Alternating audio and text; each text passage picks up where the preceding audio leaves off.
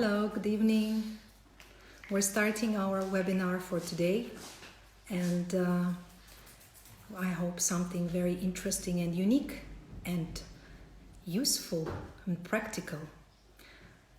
So just before we start, I would like to tell you a little bit about what is happening at Kypwell this week. We have Ruti that is joining us right now. This week we have a new email going to all our subscribers. If you're not subscribed yet to our email list, please do so at our website. Hello, good evening from Cyprus. Where are you now? In Amsterdam? Yes, I'm now in Amsterdam. What time is it there right now? Is it like 1 hour difference? It's 6 p.m. So there's a lot of light outside. Nice. We still also do have some light, but it's getting darker. So just before we start, I was saying to our visitors today that we're very happy to be here and that we've prepared our email for this week, and whoever is not subscribed yet to our email list can do so on our website. And we have some amazing news coming out. We have face wellness training coming out, our special boxes with a face wellness kit. We have all our deliveries are free in Cyprus within 1 to 2 working days. And now we're adding an immune boosting tea into all our boxes to support you guys somehow a little bit, to boost your immune system, because this is what we really need right now. But anyway, let's start. I'm so excited. So today we have our guest, Ruti Hadar. Am I pronouncing? Great. Yes. And she has been practicing and teaching mindfulness for the past 15 years. And she's a head teacher and a manager of the Mind Life Institute. And she has trained over 1,500 coaches, therapists, and professionals. She holds a master degrees of social work, and she is mindfulness MBSR certificate teacher. And she's been studying from a lot of teachers from around the world, United States, England, Australia, Thailand, and many other countries. So we would love to know more about mindfulness. Let's start from that point. What is mindfulness? Okay, so simply mindfulness is being open to our experience in the present moment. Because usually, do you hear me well? Yeah. Because usually we are so busy with our thoughts that we are not actually present with what is happening. I'm sure you know it, that you're just walking the street, right? And you're thinking of other things, like what I need to do, what I'm going to make for dinner, the webinar I'm planning, and all those stuff. And it happens also to adults and also to kids.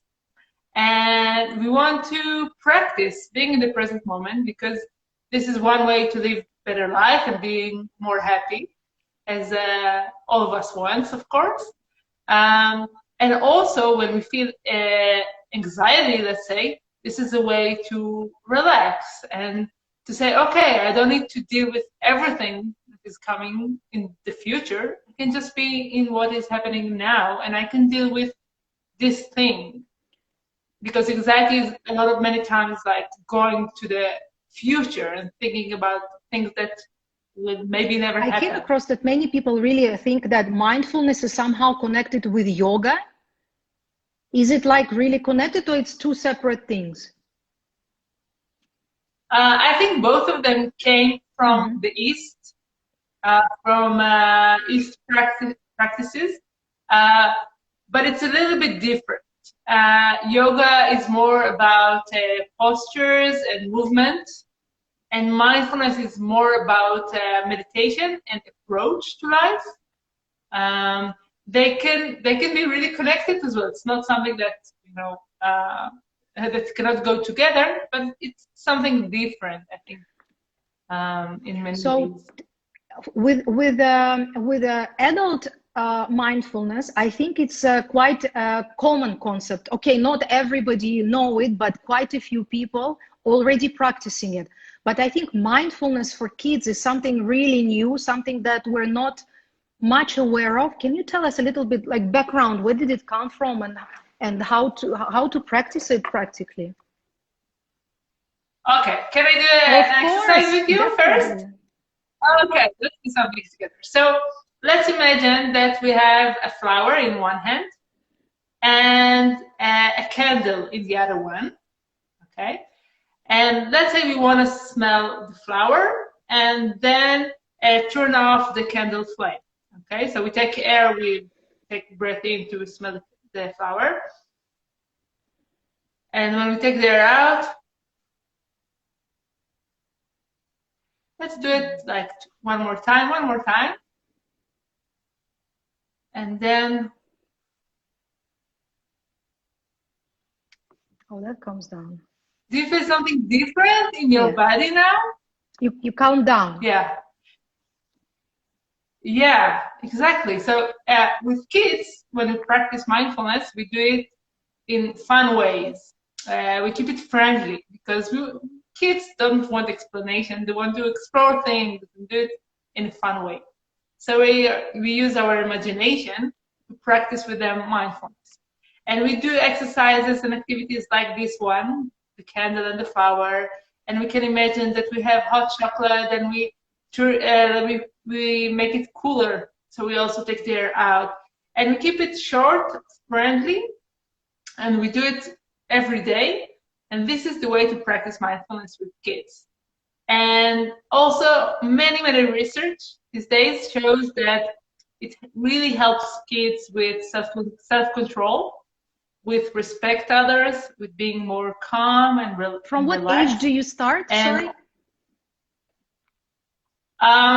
It's a tricky question because I think the parents should start when when the mother is pregnant, she can start practice mindfulness.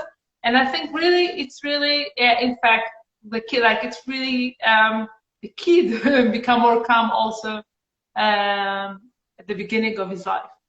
But the exercises for kids, I can do it from the age of 3, 4, when they understand more and they can do what I tell them. So this is the age to start practice with them.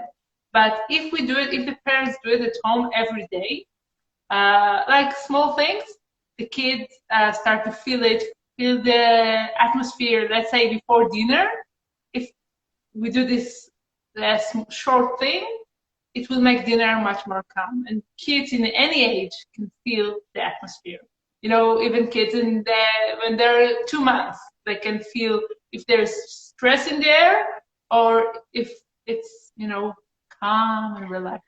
Okay, I'll give you an example. When I was working with kids, because I had an experience, I have a master's degree in education, I was quite involved with kids. And when I had like a group of up to 50 kids, of course, all of them, when they gather, they start screaming and, yelling and all of that. So I used to tell them, sit down and let's listen to the silence. And that immediately calmed them down. And because it was something so strange to them, they were very quiet. And they were trying to listen, what am I talking about? Is that practicing mindfulness? I think what you did is practicing mindfulness because they were kind of out of were very, they were not in their body, and you gave them something to do that connect them with their body. In mindfulness, we can remember the ABC. It's like to be aware, B is for breathing, and C is for connecting to the present moment. So you did that. You kind of you told them to come back to the present moment. You told them to listen to now, to the silence now, and they're like, oh wow, what is happening? And yeah, this is mindfulness. We usually do it sometimes with listening to a sound or to the birds outside, or as you did that, listen to the silence. What do you hear? You said we can calm them down for dinner. How would we practically do that, for example? Okay, so we can tell them, for example, to take their hand and put it on their chest and feel their heartbeat. Mm-hmm. And it's the same like you did in the class. It's like, oh, okay, yeah, I'm feeling my heartbeat. And so I don't need to think about, oh, I didn't finish my Xbox game, or oh wait, it's like, okay, so this is how we can calm them down, like before dinner, and it's working amazingly. Like they really like mindfulness activities because they feel it works also for them. Kids also want to be more calm, so it really helps them. So if we practice it again and again, they will ask for it. They say, oh, okay, let's do the candle and the flower, or let's do the, let's feel our heartbeat. So they really connect. So let's imagine like a day. We wake up in the morning. How do we practice mindfulness with kids? Do we do it like at certain points during the day, and there are a few times, or what would be like the schedule? Okay, so I think in school, for example, in schools, managers that decided to put it put it into schools, so they do like 3 times a day, 2 minutes each time, for example. Or if it's in the house, because everyone is in their homes these days, so we can decide that before breakfast, let's say, and before dinner, and before we go to bed. 3 times we do mindfulness. But there is more for mindfulness, because mindfulness is also an approach, like the way that the parents speak to their kids. For example, if a kid say, oh, I'm bored, I have nothing to do. So in mindfulness, we learn to accept our feelings and to accept what is happening in the present moment. So if a kid is bored, we would say, it's okay. We don't say, okay, let's do something. It's not more that. It's more like, okay, that's what is happening now. Let's see when it will change. Maybe an idea will pop up. So you don't entertain them all the time, basically. Yeah, exactly. Because we think sometimes as parents, I have 2 kids, and I know from my friends that we think like, oh yeah, we need to give them all the time things to do. But sometimes it's really the opposite. Like, we don't need to entertain them so much. We can keep it relaxed and simple, and they can find their own ideas from this silence, from this being relaxed. So sometimes I advise parents to make, let's say, a mindfulness tent in the house, when they're not allowed to take their tablet or their phones, and they can go inside this tent and just feel themselves. And if they don't have an idea, we can tell them, okay, go to the mindfulness tent, feel your breath for a few minutes, and come back. Maybe then you will have an idea.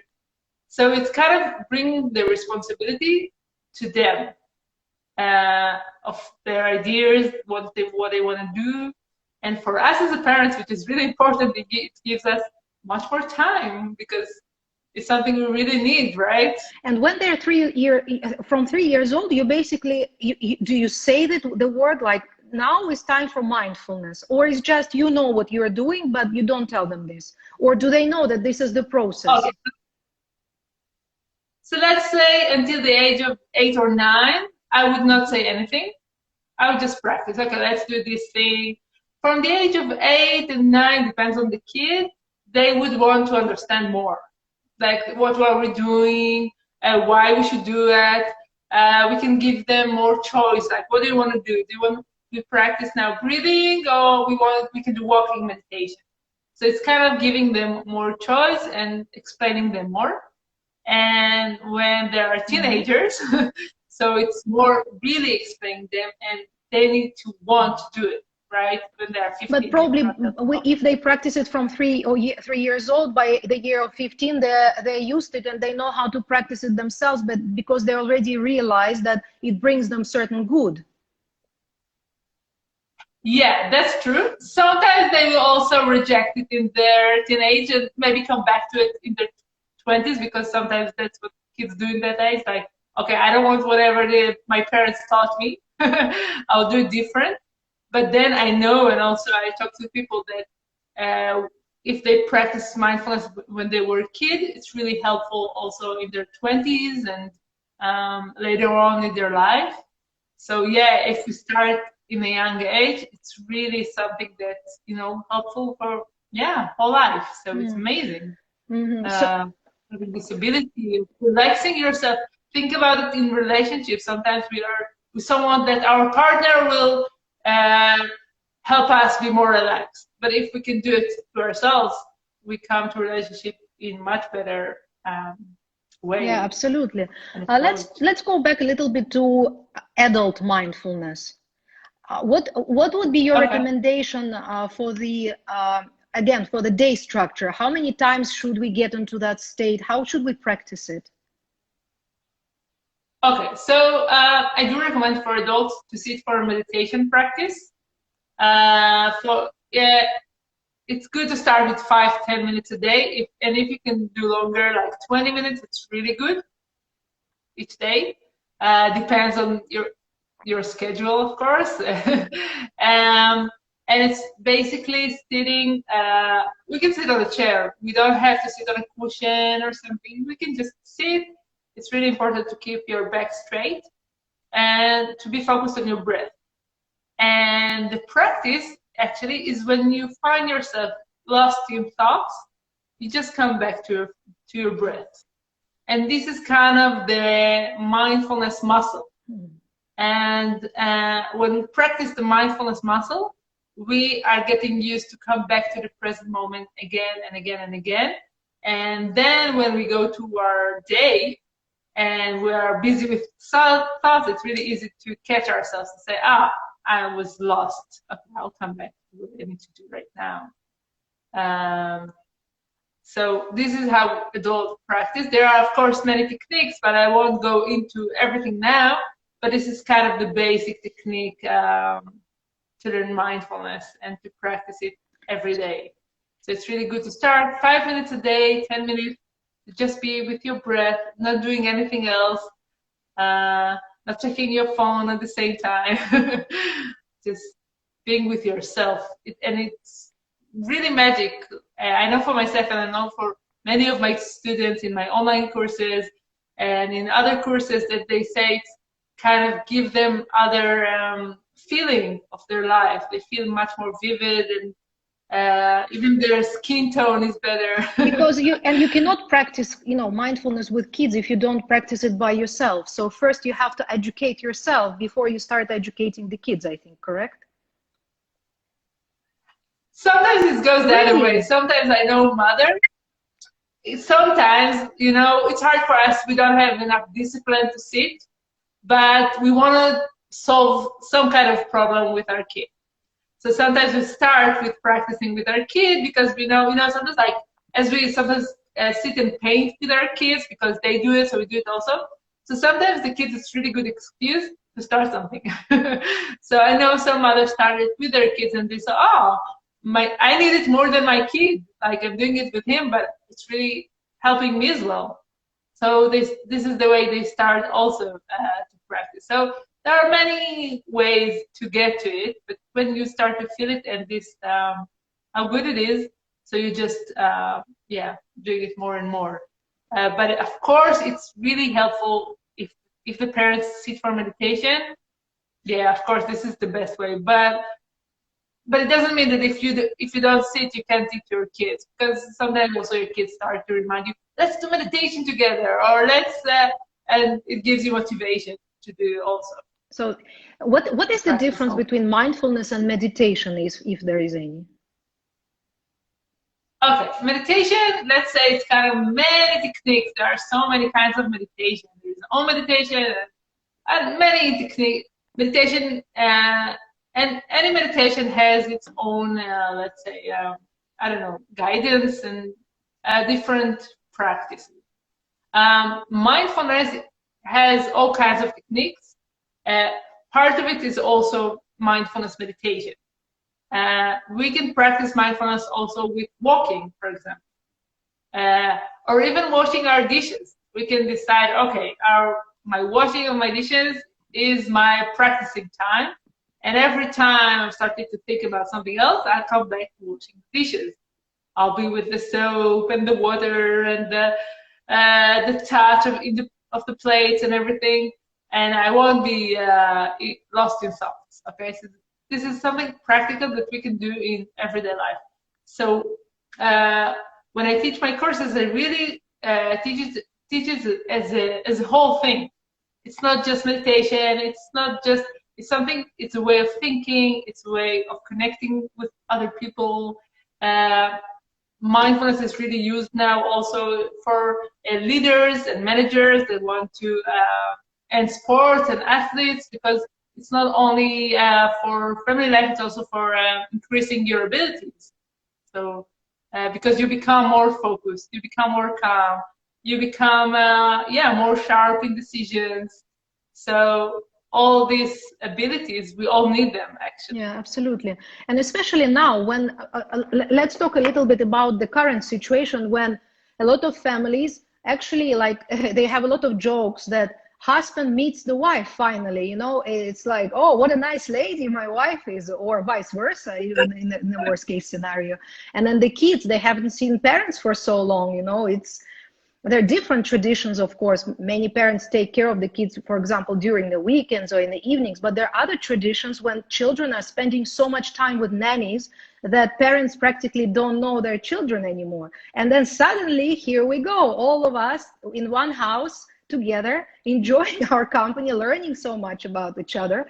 So at the same time, what we see is a lot of stress coming, and I can see it from, you know, even from clients' perspectives. I see that people are quite irritated.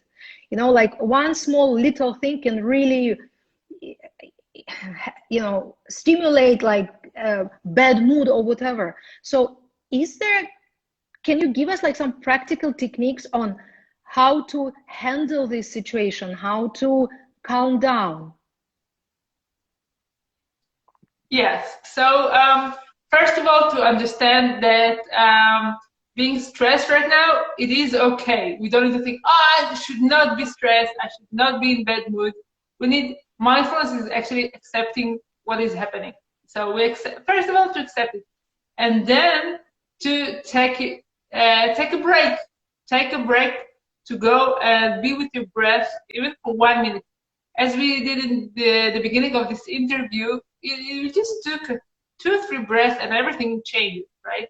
So to really cut the situation, if you think you become angry at your partner or at your kids, just give this attention, oh, I'm going to shout now, or I'm going to yell, or just take yourself to another room, be with your breath. Like, as I said, be aware of the situation. Breathing is the second one, and connecting to yourself can be a really strong tool. And then after that, you can go back to the situation, and everything will be totally different. The talk, the situation, the way you respond, it's kind of to cut the habits.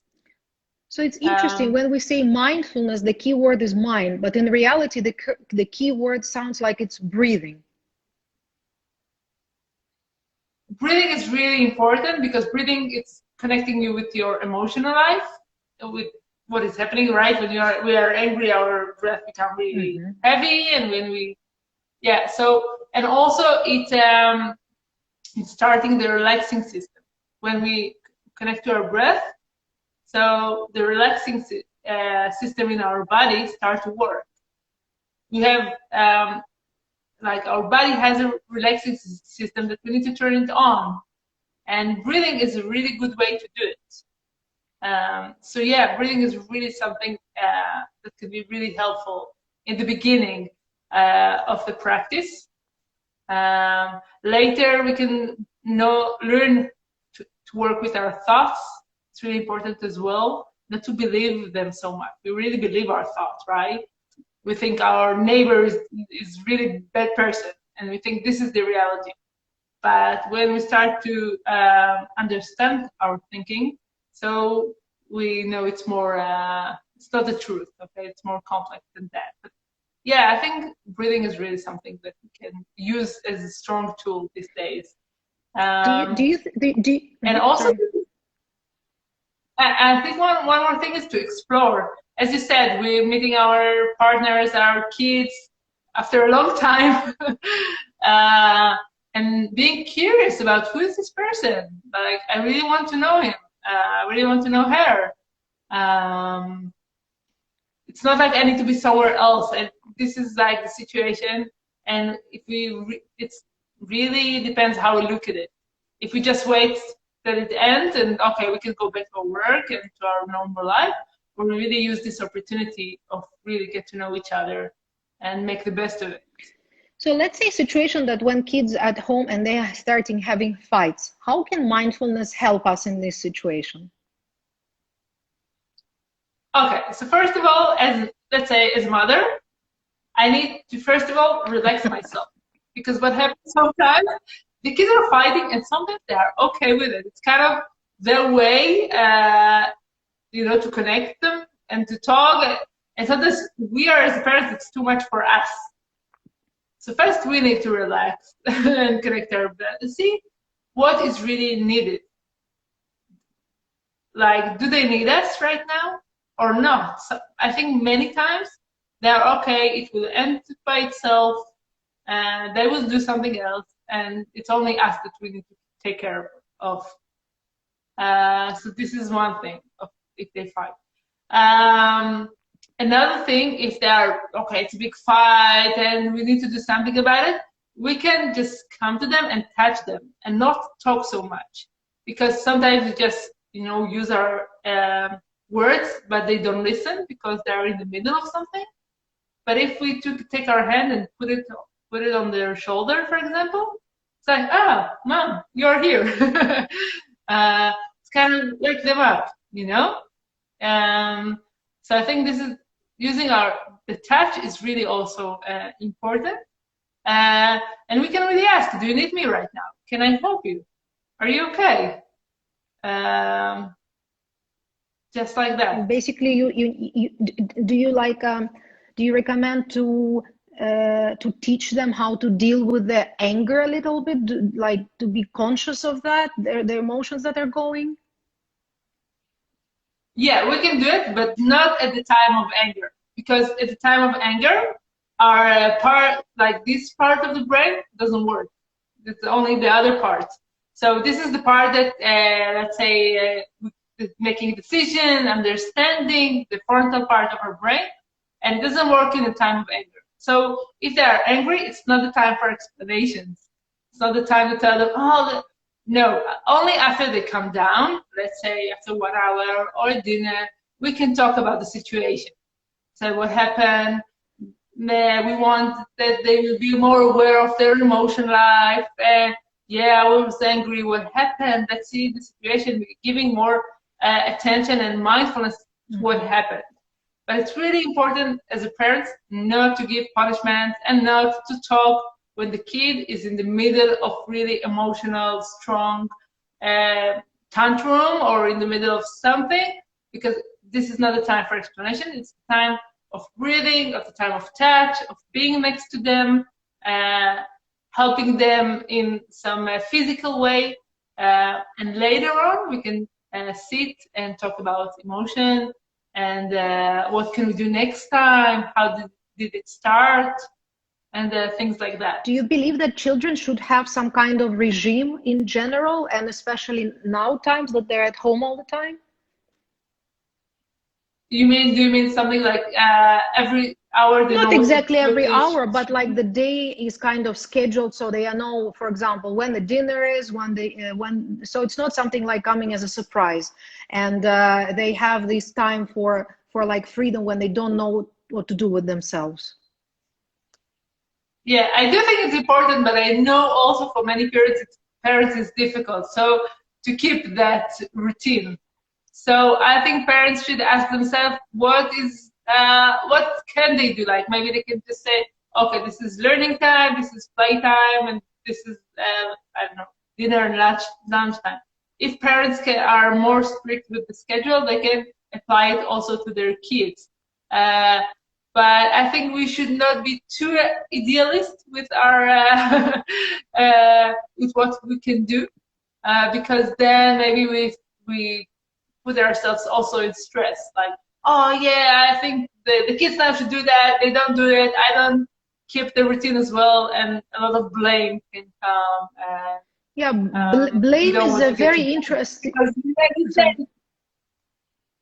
Yeah, as you said, it's really different from what we are used to until now. everything changed in one day. Our routine is so being compassionate to ourselves and being easy with ourselves is also very important.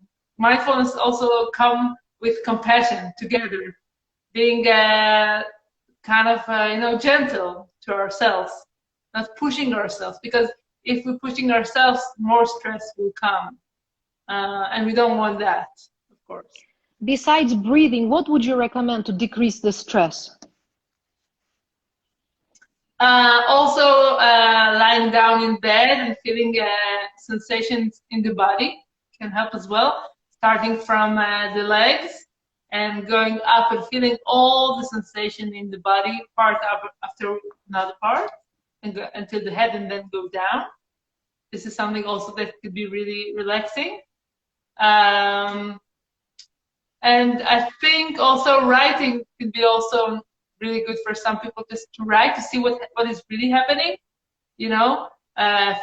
writing their emotion, writing their kids' emotion, like what is happening. Sometimes there is maybe a pattern that every time 12 o'clock, the kids start fighting. And if we write it, we can see, this is what's always happening. We can maybe do something different, 12 o'clock. Maybe we need to, I don't know, make lunch earlier, or to think about it. I think mindfulness and also my approach is like to open our eyes to what is really happening, not what we think is happening, more about what is really happening. Could you give us some examples? For example, what do people discover about themselves when they start doing mindfulness? Let's say, let's talk about something that we're also, like food, okay? Many times we think, I really like ice cream, okay? I really like chocolate. Nutella, for example, many people love. Nutella? Yeah, okay. But then I ask them to eat really mindfully. It means slowly and feeling all the sensation when they eat. Okay, so this is like mindful exercise of mindful eating. And then they tell me, all my life I thought I really like Nutella, but now it's kind of, I don't like the taste so much. I just thought this is something I like, but it's not actually tasty. So this is how people discover the truth, like, I don't want it anymore. It's the same also with cigarettes, I tell them, okay, smoke your cigarette in a mindful way. It's like, it's not that good, So people discover a lot about their habits. And also about, let's say also with kids, they can be more aware of what the trigger of the anger. Let's say the trigger could be 8 o'clock. They think their kids should be in bed already, and it never happens, okay? And they see what is happening to them in their emotional life because their expectations, and the reality doesn't meet their expectations. So maybe to change the expectation can help them. So this is things that people discover when they start to practice. I think now is a very good time to start practicing because, okay, on one hand, it's like quite a few more new things to do at home, but at the same time, a lot of other stuff is cut. And now, you can really try something new. And I think if we're trying something useful, that's amazing. I was watching this interesting, to me, they were quite interesting, short stories about kids in UK crying, screaming that they cannot go to restaurants. That is something so amazing. They were screaming that they don't want to eat home food and they want to go to restaurants. How do we react to this? Like, I understand that the child, it's not the restaurant that he's screaming about, it's something else. But it's something that kids, they find the trigger and they just go mad. Is there any ways in mindfulness when we can watch something that is happening with kids, maybe prevent some things that happen?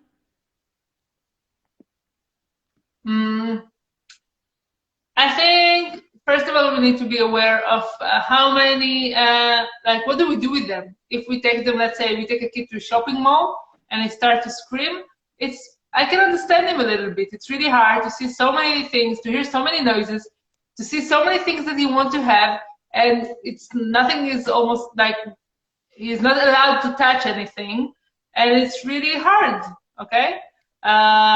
So I think we really need to think, what do we do with our kids? If they sit all day in front of the screen, play Xbox, I'm not saying it's bad, they can do it, but not the whole day. But if they're doing the whole day, of course, in the evening, it will be very hard to put them to sleep because their body is not relaxed because they played, I don't know, killing people in the computer games, okay? So we need to decide what kind of mind food we give them. So yeah, this is like prevention. Even if we kind of live really, very, I don't know, healthy life, still we will deal with all kinds of things, of course.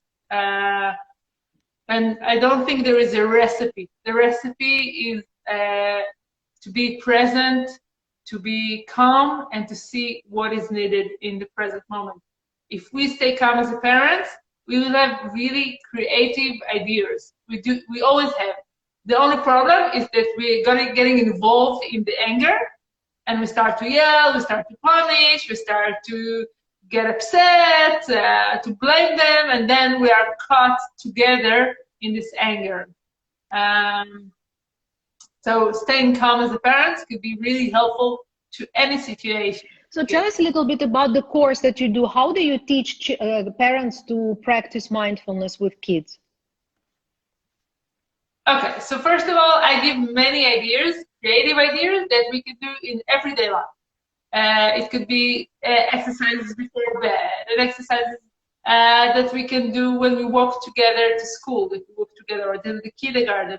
So many ideas, stories as well. I do think that stories is also something that really can help bring these ideas of mindfulness. I'm teaching online. I started it before everyone was at home. So for me, I thought, my courses didn't change so much because I did already online. So I'm keeping doing it. And also in my course, I'm teaching also the parents, as I said now, how to practice mindfulness so they can stay calm. It's not only understanding it, it's also practicing it with guidance meditation, and with understanding why it's good, and giving also explanation from research. And yeah, this is what I teach in the Mindfulness Kids online course, which of course, yeah, people can buy and watch in their own time. This is something that's also really nice. Tell us your website, or where should they find this kind of this course? It's Mindfulness for Kids on Facebook, or Mindfulness Kids in Instagram, and they come to them right now connecting from. My name is Ruti Hadar, so they can also find me on Facebook. We're working now also on a big website with more articles and things like that. But now it's only the page for the online course. How long is the online course? It's 5 hours. People can watch it's 6 lessons, and that they can watch every time there is a different subject. Give us example of subject. Like connecting with the senses, as I told you, like mindful eating. So how can we connect? And also, as you did like in your class, I liked it pretty much. Many exercises connect us with what is happening now through our eyes, touch. There is a lesson of learning how to do mindfulness together, kids and parents, like all kinds of movement that we can do, mindfulness movement that we can do together, something that we can play with. It's really important when we practice mindfulness to keep it, as I said, friendly and playing games together. So this is another one, connecting with our breath in all kinds of ways, and knowing how the breath tells us about what is happening in our emotional life, which is also great thing to know what is really happening to us. And then, the day won't pass, we are angry all day. We can just know, okay, I'm angry. I know what to do. So it's really important also to know how to relax yourself. Understanding the emotions, right? Like acknowledging them, basically. Yeah, exactly. Would you say that the practice of mindfulness, for example, in Asian countries, is more kind of natural to their lifestyle, or is it, or Europeans and Americans and all of Australians, it's all the same? I've been many times in Asia, in China, and in Burma, and I actually started to learn mindfulness over there. In Buddhist countries, it's part of their culture. It's not something strange for them. This is what they do. The parents practice. You see monks sitting for meditation. Even their language is connected with mindfulness. So for them, it's part of their lives. And I think for us as a Western world, we kind of discovered it and said, okay, we want to be more relaxed as they are. We do want to live our life as we know it, and it's really, I think we do like our life in the West, but we do understand as well that something is missing. So mindfulness is kind of taking something from the East and bringing to our life. I wonder, is the stress level in the East is much lower than in the West? Do you know if there is such research on that? Yeah, I think, I don't know if as a society, but I know when they took for research monks from Buddhist temples, they researched their brain, and they saw that the parts of having empathy and to be more calm is really more active than in people in the West. And also people that start to practice meditation after 8 weeks, we can see also a difference in the brain. It's really amazing that we discovered in all this research is that our brain is really changing. It's not something static and that's it. It's all the time changing in the age of 30 and 40 and 50. So we can start practice mindfulness and make the muscles of our thinking better in any age. There's no age for practicing mindfulness or to be more happy. Absolutely. This is like the good news.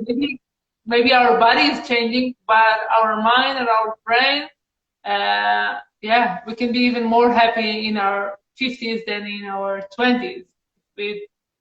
But I have a question. Like the Western world, actually, before, like some time ago, when we had we had a practice of praying, which was praying in the morning, praying in the evening, and praying during Sunday, for example, in the church. So it is a form of mindfulness in a way.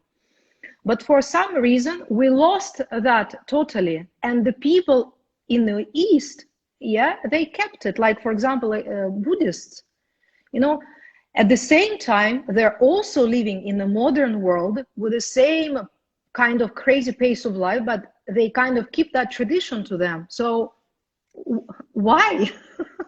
Why they're able to do it, and we, for some reason, cannot cope with a modern life and also stay mindful? What do you think? I think somehow we got into the pace that we want more and more and more and more. Nothing is enough. We want more money, we want bigger houses, and we kind of a bit lost it, I think these days of the corona, we kind of, everything gets into perspective a little bit more. Do we really need a bigger house? Do we really need more and more and more? Do we need to fly, I don't know, 10 times a year? Like, it's kind of like, I know many people started to think now about our lives. And people in the East, they don't fly so much to other countries. They're not so busy. They have more time in their day to be with their kids, to cook, to be with themselves. And somehow they kept it, and as you said, we had it, like in the church, or in the synagogues, or people prayed, and we don't do it. Most of us don't do it anymore, and we didn't switch it with anything else. So we could find something with our spirituality, and also our community became weaker. People feel more lonely these days than before. They don't have where to go on Sundays, right? So, yeah, it's amazing. Before, people were trying to connect with God, and then they lost it, and then they were trying to connect with themselves, but eventually they lost it also. So it's like eating is a robotic, you know, being with kids is robotic, being with your husband or wife, everything became kind of, you know, how would you call it, like in a technical way, it's not human anymore. Yeah, and I think we're coming back now to our one of the reasons I think mindfulness became so trendy. I started it, by the way, 15 years ago when it was not trendy at all. But I know in the last 5, let's say maybe more, let's say the last 5 years, it's really trendy because people understand, okay, this is not money, it's not everything. Working all day from 8 to 8, I cannot live like this. It's too stressful. I'm feeling my body aching everywhere. I need to find something else that will help me with that. And then we see it in adults, but we see it also in kids. I talk with many teachers. They would say that in the last few years, we see kids that are much more distracted, and it's really hard for them to concentrate. So they also understand something needs to be added to the school system that will help kids to be more relaxed. And people start to understand it, and I think that maybe the next 10 years will be for people to come back, you know, to simplicity. And I really believe in simplicity. I think it gives us more happiness.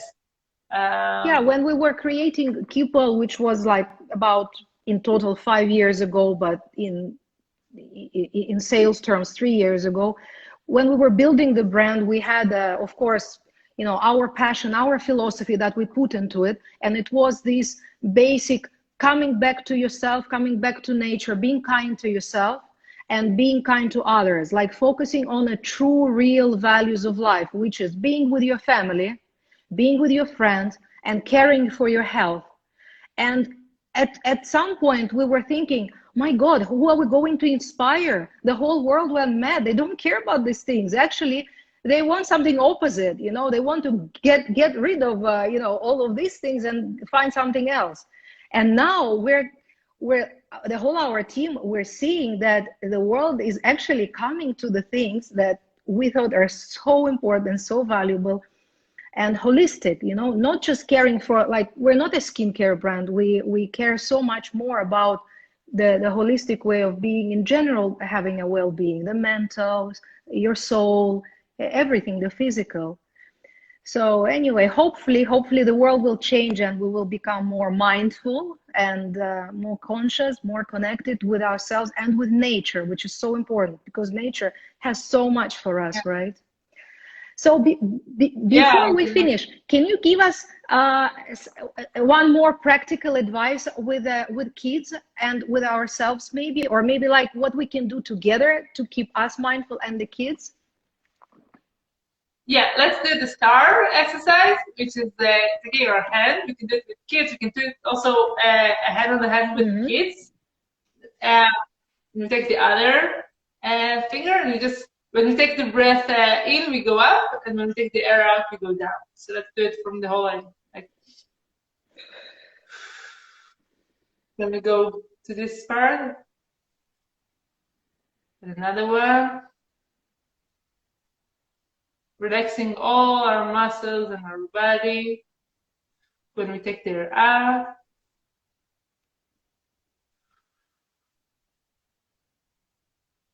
Relaxed. And I do it with my girl together before she goes to bed. She's 6 and she really likes it.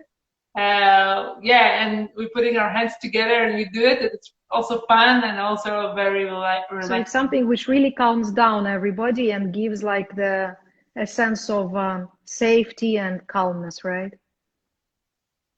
Yeah, exactly. Thank you so much for participating in our talk today. I appreciate it very much that you found time.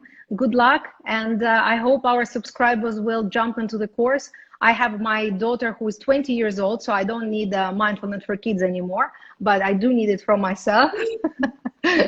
So thank you so much, and good luck. Thank you.